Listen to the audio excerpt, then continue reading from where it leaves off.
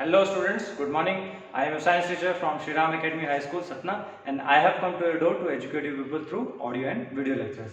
So students, today we are going to start the lesson for class 9th for science subject, and we have started this chapter number 1, and in this particular chapter we have dealt already with the physical nature, what is matter, and now we are discussing the chapter the characteristics of the particles of matter. Okay, so in the last classes we discussed the first characteristics, that was particles of matter have spaces between them, and we saw that from the previous activities that there are spaces between the particles of matter.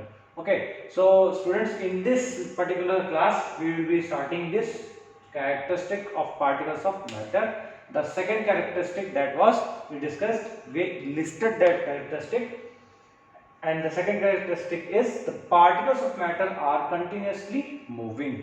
Okay, अब मुझे कुछ examples मैं आपको दूंगा activity 1.3, 1.4 and 1.5 में, और उसके हिसाब से आप थोड़ा सा एनालाइज करें और आपको वो सिचुएशन आप घर में भी करके देख सकते हैं. You can perform that those activities in at your home also. Activity 1.3 में एक अगरबत्ती लेनी है, incense stick. You have seen you know at your home, जब भी पूजा करते हैं, whenever you worship God, you light up a incense stick, and after lighting it, what happens? The smell of that incense stick is spread all over, and the room is filled with the smell of incense stick. Okay, so this particular thing, how did this smell have happened to spread in the whole room? How did the whole room is filled with this smell of incense stick? First question must arrive in your mind कि ये खुशबू जो आपकी अगरबत्ती की है, ये खुशबू कैसे पूरे कमरे में फैल जाती है और कैसे पूरा कमरा भर गया इसकी खुशबू से. तो ये सवाल आपके मन में आया होगा. सेकेंड एक्टिविटी इज 1.4, एंड इस एक्टिविटी में ये करना है कि आपको 2 ग्लास लेने हैं पानी के. ठीक है, you have to take 2 glasses of water and you have to take droppers, and एक ड्रॉपर में आप इंक लेंगे. ठीक है, ब्लू कलर का इंक लीजिएगा या रेड कलर का, जो भी आपके पास अवेलेबल हो. सेकेंड ड्रॉपर में आप लेंगे Honey. Okay, then you have to put few drops of ink on the side of this beaker. यहाँ पे ये जो साइड है ना, साइड अंदर की तरफ से आपको क्या करना है, just you have to leave 2 or 1 to 2 drops of ink. Similarly you have to do with the honey. You have to leave 2 or 1 drop of honey on the side of the beaker. ऐसा करने से क्या होगा, what will happen? Okay, ज़्यादातर लोग students कह सकते हैं कि ऐसा करने से सर जो इंक होगी वो धीरे धीरे स्लाइड करके पानी के अंदर चली जाएगी. ऐसा करने से सर हनी भी क्या होगा, धीरे धीरे पानी के अंदर जाएगा. लेकिन वाई डिड इट मूव्ड, क्यों ऐसा मूवमेंट क्यों हुआ? ठीक है, देन उसके बाद जब वो पानी में चला जाएगा तो पानी में जाने के बाद क्या होगा, ज़्यादातर लोग ये सोच सकते हैं या एनालाइज कर सकते हैं, कभी उन्हें देखा भी होगा, इंक गिरने में पानी में क्या होता है, फैलने लगती है. हनी गिरने में क्या होता है, फैलने लगता है ना, स्प्रेड आउट हो जाता है. तो वो इंक एंड वाटर क्या एक ही समय पर दोनों का चेंजेस होगा कि इंक का जल्दी होगा या हनी का जल्दी होगा, या हनी का लेट होगा या इंक का लेट होगा? तो ये चीज़ भी आपको देखनी है. तो यहाँ पर आप देख पाओगे कि इंक का जो होता है वो थोड़ा सा जल्दी स्प्रेड होगा पानी में, लेकिन हनी का क्या होगा, थोड़ा सा धीरे धीरे होगा, क्योंकि हनी क्या होता है, थिक होता है, और इंक क्या होता है, थिन होता है. Okay, so this will be the changes. But यहाँ पर क्वेश्चन वही है कि why ink is spreading in the water, क्यों फैल क्यों रही है, एक ही जगह पे क्यों नहीं रुकती है? और हनी भी क्यों फैल रही है पूरे पानी में, वो भी क्यों नहीं रुक रही है? तो ये क्वेश्चन आपके यहाँ पर आता है. सिमिलरली 1.5 एक्टिविटी में क्या करना है, आपको पोटेशियम परमैंगनेट का क्रिस्टल लेना है, जो हमने पहले देखा था पोटेशियम परमैंगनेट. उसको क्या करना है, गर्म पानी में डालिए पहले तो. ठीक है, एक गर्म पानी का बर्तन लीजिए, उसमें एक क्रिस्टल पोटेशियम परमैंगनेट का डाल दीजिए, एक ठंडा पानी लीजिए, ठीक है, उसमें भी एक पोटेशियम परमैंगनेट का क्रिस्टल डाल दीजिए। मतलब आपको 2 ग्लासेस लेनी है, एक में गर्म पानी लीजिए, एक में ठंडा, और दोनों में एक एक क्रिस्टल किसका डाल दीजिए, पोटेशियम परमैंगनेट का। अब आपको ये देखना है कि कौन से वाटर या कौन से बीकर में सबसे जल्दी पोटेशियम परमैंगनेट घुल जाता है या फिर डिसॉल्व हो जाता है या मिक्स हो जाता है। तो ये आपको आइडिया होगा, मे बी आपने कभी घर में ऐसा किया भी हो, गर्म पानी और ठंडे पानी का। तो गर्म पानी में ज़्यादा जल्दी होगा और ठंडे पानी में थोड़ा लेट मिक्स होगा। ऐसा क्यों हुआ, वाई डिड दिस हैपन, ये इसका भी एक रीजन होगा, लेकिन वो भी एक क्वेश्चन मार्क है। ठीक है, ये 3 एक्टिविटीज हैं, 1.2, 1.3, 4 एंड 5 एक्टिविटी। ओके, इन सब के आंसर्स अब देते हैं one by one. First, incense stick, why did the room was filled with the smell of incense stick? Because whenever any substance या any material is heated, okay, तो क्या होता है उसके साथ, what will happen, its kinetic energy is increased. Sir, अब ये kinetic energy क्या होता है, व्हाट इज काइनेटिक एनर्जी? तो बेटा, whenever any body moves, physics में एक नियम है साइंस में कि whenever any body moves, मान लीजिए एक बॉडी है, ये क्या कर रही है, चल रही है v वेलोसिटी से, ठीक है, किस वेलोसिटी से, किस स्पीड से चल रही है, v स्पीड से चल रही है।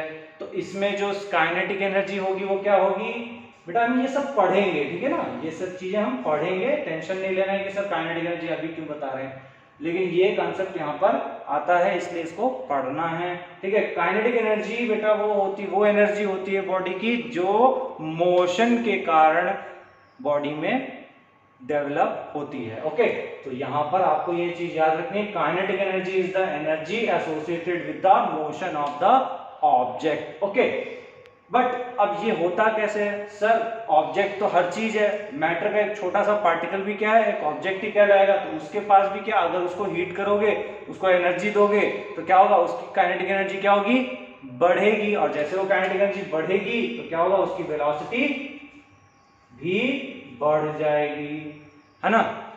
अब ऐसा होने पर क्या होगा, वेलोसिटी जैसी बढ़ी तो पूरे कमरे में वो मोशन करने लगते हैं, फैलने लगते हैं, ठीक है, यहाँ से वहाँ। जैसे अब आपको मान लीजिए मैंने क्या किया, फॉर एग्जांपल एक छोटा सा एग्जांपल आपको देते हैं, आपको हमने कहा कि लो बेटा ये काजू है, ये बादाम है, ये पिस्ते हैं, ये डेली आपको खिला रहे हैं, खूब सारा एनर्जी दे रहे हैं, तो क्या होगा, कुछ दिन बाद आप क्या करोगे, आप तुरंत आपके अंदर एनर्जी आ जाएगी, आप जाकर के ग्राउंड में खेलने लगोगे। Okay, so there will be a lot of energy in you when extra energy is provided to you. Okay, so similarly ऐसा ही इनके साथ भी होता है कि जब भी पार्टिकल्स को हम हीट करते हैं, गर्म करते हैं, तो उनको भी क्या मिलती है, एक्स्ट्रा एनर्जी मिलती है, और ऐसा होने में क्या होता है, उनकी काइनेटिक एनर्जी बढ़ती है। और मैंने कहा है काइनेटिक एनर्जी क्या होता है, काइनेटिक एनर्जी तब होती है जब भी कोई पार्टिकल मूव करता है किसी भी स्पीड से, तो जैसे ही उसकी स्पीड बढ़ेगी तो क्या होगा, पूरे कमरे में वो फैलने लगेगा। तो ये कारण है बेसिकली व्हाई इंसेंस स्टिक जब बर्न होता है, whenever the incense stick is burnt, the smell of that incense stick is spread throughout in the room. Okay, so मुझे लगता है एक्टिविटी 1.3 का जो क्वेश्चन था उसका आंसर आपको मिल गया होगा। अब आते हैं 1.4a पर। सर यहाँ पर इंक और हनी का कंपैरिजन कर रहे थे हम कि यहाँ पर मोशन हो रहा है। बेटा वही बात है कि जब भी कोई चीज हम ऊपर से छोड़ते हैं, whenever we leave something it falls down। क्यों? सबको पता है, सबको पता है क्यों? It is due to gravity। Okay, याद होगा आपको, न्यूटन हमारे एक साइंटिस्ट थे, उन्होंने क्या कहा कि कोई भी चीज वो गुरुत्वाकर्षण के बल से नीचे गिरती है, तो उसके कारण से क्या होगा, इंक पर भी क्या लग रहा है, ग्रेविटेशन लग रहा है, इसलिए वो सरफेस से कांटेक्ट में है और डाउनवर्ड्स नीचे आएगा। और जब नीचे आएगा तो नीचे पानी है बेटा, नीचे पानी है तो क्या हो जाएगा, वो पूरे पानी में फैलने लगेगा, फैलेगा, लेकिन जल्दी जल्दी फैलेगा। क्यों? क्योंकि वो पतला है, थिक नहीं है, थिन है। क्या है वो? थिन है। ठीक है। हनी भी ऐसे ही नीचे गिरेगा due to the action of gravity, ठीक है, और वो क्या होगा, धीरे धीरे वो भी फैलेगा, लेकिन वो इंक से धीरे फैलेगा। क्यों? क्योंकि वो थिक है, ठीक है ना। तो ये चीज आपको थोड़ा सा ध्यान रखना है कि वो भी डिफ्यूज होता है, वो भी फैलेगा, लेकिन ये फैल क्यों रहा है? मैंने बताया कोई भी चीज क्या होता है, उसके पास क्या होती है, काइनेटिक एनर्जी होती है। जब भी वो गिरता है या मूव करता है तो उसके पास क्या होती है, काइनेटिक एनर्जी होती है, और उस काइनेटिक एनर्जी से वो क्या कर लेता है, अपने आप को इधर उधर फैलने में हेल्प कर लेता है, ठीक है। अब यहाँ पे इंक पूरे इसमें फैल रही है, हनी भी फैल रही है, ठीक है। ये चीज इतनी आपको क्लियर हो गई, ठीक। अब आते हैं पोटेशियम परमैंगनेट के ऊपर, यहाँ पर एक्टिविटी 1.5 पे। 1.5 में बेटा हमने कहा था पोटेशियम परमैंगनेट के क्रिस्टल्स हम एक हॉट वाटर में डालते हैं और एक कोल्ड वाटर में डालते हैं, ठीक है। हॉट वाटर में जल्दी स्प्रेड हो जाता है, कोल्ड वाटर में थोड़ा देर से होता है। क्यों? क्योंकि हॉट क्या है, एनर्जी दे रहे हैं, एनर्जी दे रहे हैं मतलब ज्यादा काइनेटिक एनर्जी हो जाएगी। ज्यादा काइनेटिक एनर्जी मतलब क्या होगा, ज्यादा जल्दी से मूवमेंट करेगा, ज्यादा जल्दी स्पीड से जाएगा, ज्यादा स्पीड से जाएगा मतलब जल्दी जल्दी फैलेगा, ठीक है। तो समझ गए होंगे मेरी बात ये कि यहाँ पर आपको जितना कम टेम्परेचर होगा, अब यहाँ पे कोल्ड वाटर है मतलब टेम्परेचर कम हो गया, टेम्परेचर कम होने का मतलब अब एनर्जी आपने नहीं दी उसको, तो क्या होगा, वो धीरे धीरे धीरे धीरे जाएगा, ठीक है। जैसे आपको खाना ना दिया जाए तो फिर क्या होगा, एनर्जी क्या हो जाएगी आपकी, कम हो जाएगी, तो आप क्या करोगे, धीरे धीरे धीरे धीरे मूवमेंट करोगे, ओके। सो सिमिलरली ऐसा ही आपके साथ ये पोटेशियम परमैंगनेट के साथ भी होता है, okay. I think this 3 activities are clear to all. अब आते हैं, ये कुछ पॉइंट्स मैंने नोट डाउन कर रखे हैं, आप इनको लिख सकते हैं, लेकिन इस पॉइंट को मैं फिर से एक्सप्लेन करूंगा जो मैंने यहाँ पे लिखा हुआ है। टेम्परेचर इंक्रीजेस, जब भी टेम्परेचर इंक्रीज करता है, इस एरो ऊपर का जो एरो मैंने बना रखा है, इसका मतलब है ब्लैक कलर से, ये इसका मतलब है जब हम टेम्परेचर को क्या करते हैं, इंक्रीज करते हैं, तो particles will move faster. Faster move करने का मतलब है, मूव फास्टर मतलब ज्यादा तेजी से, स्पीड से मूव कर रहा है, स्पीड बढ़ेगी मतलब काइनेटिक एनर्जी भी बढ़ जाएगी, ठीक है। तो ये चीज हमको याद रखनी है। कैसे बढ़ती है बेटा, सर आप बार बार बोल रहे हो काइनेटिक एनर्जी बढ़ जाती है मूव करने से, तो बेटा काइनेटिक एनर्जी का फॉर्मूला होता है हाफ mv², ठीक है। ये हम पढ़ेंगे, अच्छे से पढ़ेंगे, इसको पूरा समझाएंगे हम अच्छे से, लेकिन अभी आप जान लीजिए काइनेटिक एनर्जी का फॉर्मूला क्या होता है, हाफ mv²। अब यहाँ पर जो v है ये क्या है, स्पीड है बेटा, ये स्पीड है। अब ये स्पीड जैसे ही बढ़ेगी तो काइनेटिक एनर्जी बढ़ जाएगी, तो यहाँ पर वही बोल रहा है पार्टिकल्स विल मूव फास्टर, तो काइनेटिक एनर्जी भी बढ़ जाएगी, okay. So this point is clear I think now. अब ये मैंने चीज लिख रखी है यहाँ पर, अब इसमें आप देख पा रहे होंगे कुछ चीज, इस एक्टिविटी का पूरा कंक्लूजन है, ठीक है ना। अभी तक जितने भी एक्टिविटीज हमने पढ़ी हैं 1.1 से लेके 1.5 तक, हमने एक चीज को दूसरी चीज में डाला है, मतलब सॉल्ट को पानी में, पोटेशियम परमैंगनेट को पानी में, इंसेंस स्टिक का जो ये धुआं है, स्मोक है, ये भी क्या हो रहा है, एयर में जा रहा है, ठीक है ना। ये इंक भी हम क्या कर रहे हैं, पानी में डाल रहे हैं, ठीक है ना। ये पोटेशियम परमैंगनेट का क्रिस्टल भी पानी में डाल रहे हैं, ये सब क्या हो रहा है, एक दूसरे के अंदर मिक्स हो रहे हैं। इसको क्या कहते हैं हम, इंटरमिक्सिंग कहते हैं, ठीक है। तो ये इंटरमिक्सिंग जो अपने आप करते हैं particles on their own, they do this on their own is known as diffusion, ठीक है ना। इसको थोड़ा सा आसान शब्दों में समझते हैं कि जैसे डिफ्यूजन का मतलब कि कोई दो पार्टिकल्स हैं, सपोज दो पार्टिकल्स हैं, ये इंक है, ठीक है। अब ये इंक क्या कर रही है, पानी में जा रही है और ये पूरे इसमें फैल जाती है, तो क्या वो पानी के पार्टिकल्स ये रहे, ठीक है, ये ऐसे पानी के पार्टिकल्स हैं, ठीक है, ये पानी के पार्टिकल्स हैं, दीज आर वाटर पार्टिकल्स, दिख रहा है आपको, ये पानी के पार्टिकल्स हैं। फिर आपने क्या किया, इंक के पार्टिकल्स भी आ गए इसके अंदर, आप हमने पढ़ा था स्पेसेस होती है तो स्पेसेस के बीच में चले जाते हैं, तो ऐसा करने पे क्या हुआ, एक दूसरे के अंदर इंटरमिक्स हो रहे हैं। इस इंटरमिक्सिंग को हम क्या कहते हैं, डिफ्यूजन कहते हैं, ठीक है। तो इसकी डेफिनेशन मैंने यहां लिख रखी है ठीक है, ये आप याद कर सकते हैं और लिख भी सकते हैं। डिफ्यूजन एक इंपॉर्टेंट फिनोमेना है, you have to remember this. मैं इसको 1000 स्टार्स दे सकता हूं, ठीक है, इतना इंपॉर्टेंट है। Diffusion is very important phenomena जो कि आपको याद भी रखना है और रिवाइज भी करना है, ठीक है ना। ठीक है, अब ये एक बात और आती है, एक पॉइंट और है डिफ्यूजन से रिलेटेड। जब भी हीटिंग होगी, डिफ्यूजन हो कैसे रहा है बेटा, एक दूसरे के अंदर पार्टिकल्स क्या हो रहे हैं, मिक्स हो रहे हैं। अब मुझे बताओ कि अगर मैं किसी की स्पीड बढ़ा दूं मिक्स होने की, स्पीड कैसे बढ़ेगी, टेम्परेचर दे दिया, हीट कर दिया, तो हीट करने से क्या होगा, एनर्जी जाएगी मतलब काइनेटिक एनर्जी बढ़ जाएगी, काइनेटिक एनर्जी बढ़ जाएगी मतलब डिफ्यूजन बढ़ जाएगा, ठीक है। तो यही है concept, this is the concept for of this second property, the particles of matter continuously moving, ठीक है। इससे प्रूव होता है, this is prove from these activities कि जो पार्टिकल्स हैं वो क्या हो रहे हैं, कंटिन्यूअसली मूव कर रहे हैं। Okay, I think this property is clear. अब आते हैं थर्ड प्रॉपर्टी के ऊपर, we have to discuss this property. अब बेटा आते हैं एक्टिविटी 1.6, 1.7 एंड 1.8। ये छोटी छोटी एक्टिविटीज हैं, हम बहुत आसानी से इनको समझ लेंगे। फर्स्ट एक्टिविटी में बेटा ऐसा करना है, आपको ह्यूमन चेन्स बनानी है, बट कैसे बनानी है, मान लीजिए आपने कभी बचपन में गेम भी खेले होंगे कुछ इस तरीके से, ह्यूमन चेन बना करके।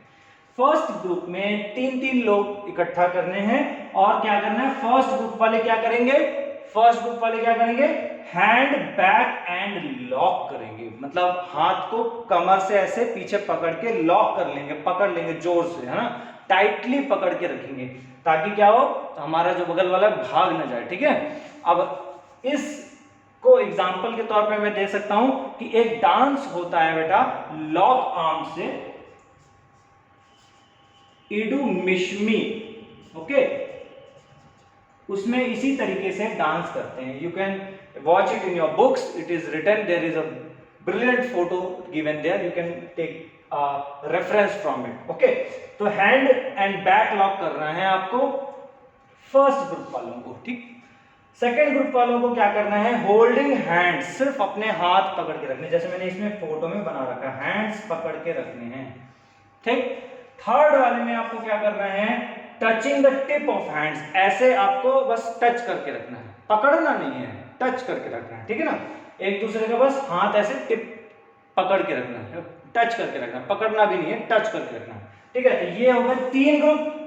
अब आपको क्या करना है, एक लड़का आएगा पहले ग्रुप वालों के ऊपर, चेन मतलब आएगा और दूर से धक्का देगा और क्या करेगा, चेन को ब्रेक करने की कोशिश करेगा कि हाँ सब अलग अलग हो जाओ, ठीक है। लेकिन आप देखोगे, और ऐसा ही वो सबके साथ करेगा, इन तीनों ग्रुप्स के साथ वो क्या करेगा, चेन को ब्रेक करने का कोशिश करेगा। लेकिन क्या होगा, आप देखोगे जो सबसे ज्यादा हार्ड है, जिनको तोड़ना अलग करना, वो कौन से होंगे, लॉक वाले होंगे, बैक एंड लॉक जिनको कर रखा है, इसको थोड़ा सा मुश्किल होगा उसको इनको अलग करने में, जिन्होंने हाथ पकड़ रखे हैं।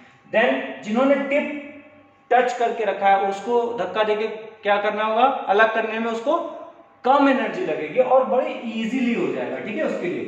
तो ये चीज आपको मैं बस इतना बताना चाहता हूं कि ये जो एक्टिविटी है, ये क्या दिखाती है कि ये particles of matter attract each other. जो पार्टिकल्स होते हैं, अगर मान ले हम ह्यूमंस क्या है, पार्टिकल्स हैं मैटर के, ठीक है ना। ये जो बच्चे हैं यहाँ पे, ये जो ह्यूमंस हैं, ये क्या है, पार्टिकल्स हैं, इनके बीच में इन्होंने क्या कर रखा है, एक दूसरे को पकड़ के रखा हुआ है, there is a force of attraction between them, और इन्हीं फोर्सेस के कारण ये लोग क्या रहते हैं, आपस में जुड़े हुए रहते हैं, एक साथ खड़े रहते हैं। लेकिन और कोई चीज आती है उनको अलग करने की कोशिश करती है, ठीक है, इनको क्या करती है, ब्रेक करने की कोशिश करती है।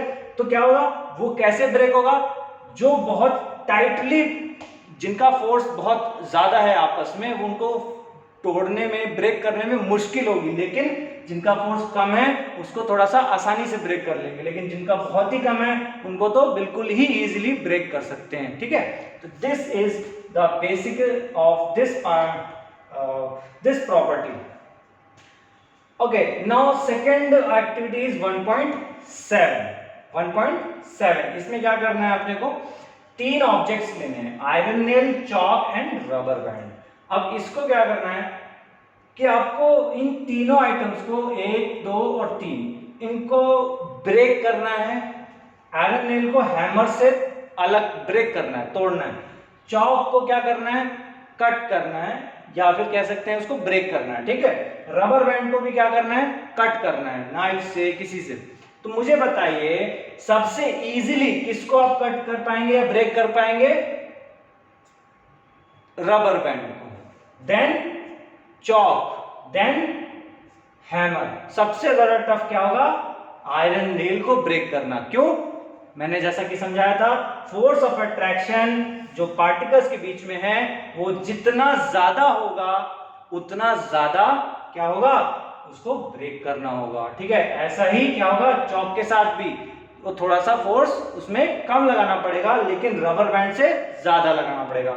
रबर बैंड में थोड़ा कम लगाना पड़ेगा क्योंकि वहां पे पार्टिकल्स इजीली अलग किए जा सकते हैं, क्योंकि उनके बीच में फोर्स ऑफ अट्रैक्शन कम हो जाता है, ठीक है। अब ऐसे ही आपको क्या करना है, एक थर्ड एक्टिविटी करनी है 1.8। इसमें क्या करना है, पानी का एक बर्तन लेना है और अपने हाथ से, हैंड से क्या करना है, ऐसे वाटर के जो ऊपर का सरफेस है उसको काटने की कोशिश करनी है। You have to cut with your hand.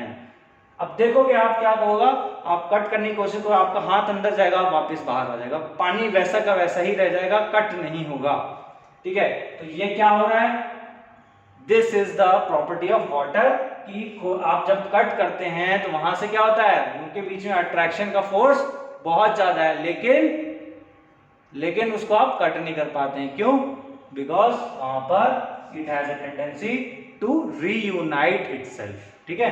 Reunite मतलब आप उसको चाहे कितना भी कट कर रहे हैं, लेकिन वो कट नहीं होगा, वापस अपनी शेप ले लेगा, ठीक है।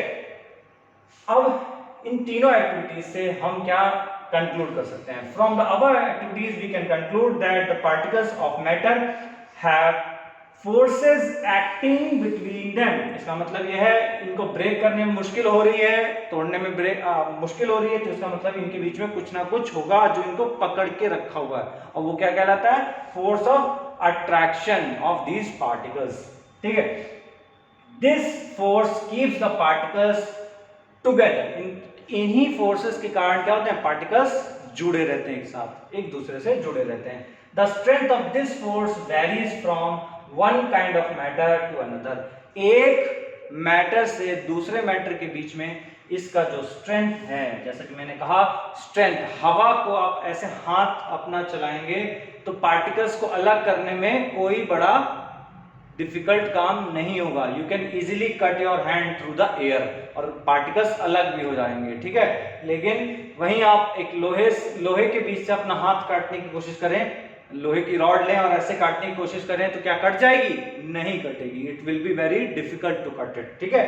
एंड सिमिलरली वाटर को भी आप ऐसे कट करोगे तो वो कट नहीं होता है, but still you will be, your hand can pass through it, okay, because you have applied some force and you can cut through it, okay.